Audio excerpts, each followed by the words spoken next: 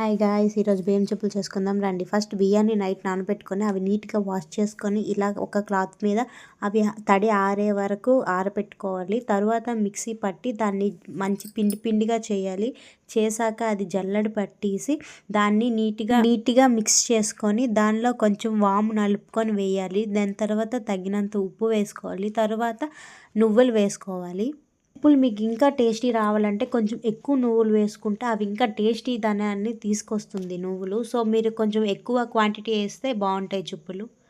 దీనికి కావాల్సిన పదార్థాలు ఇవే. ఇంకా ఇవన్నీ వేసాక దీన్ని మంచిగా కలుపుకొని కొంచెం వాటర్ చల్లుకుంటూ అది కొంచెం థిక్గా అయ్యేంత వరకు వాటర్ చల్లుకుంటూ ఉండాలి. అది థిక్గా ఫామ్ అయ్యాక వాటర్ని మరి వేయకూడదు.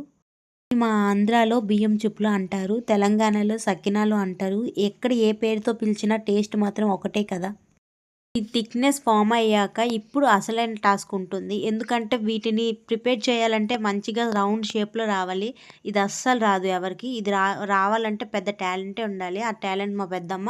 మేము అందరం చాలా ట్రై చేసాం కానీ ఒక్కటి కూడా సరిగ్గా రాలే. లాస్ట్కి ఏదో వచ్చింది, అది కూడా కరెక్ట్గా రాలేదు. బట్ ట్రై చేసాం.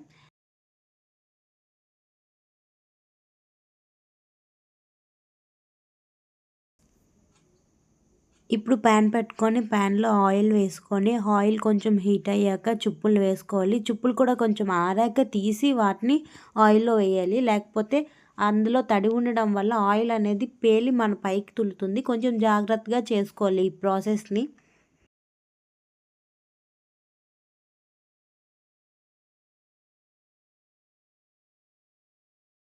ఇవి కొంచెం వైట్ ఉన్నప్పుడే తీసేయాలి. బాగా మాడినాక తీయకూడదు. ఎందుకంటే అందులో మనం నువ్వులు వేసుకున్నాం కాబట్టి అవి బాగా మాడిపోతే సో కొంచెం వైట్గా ఉన్నప్పుడే తీసుకోవాలి.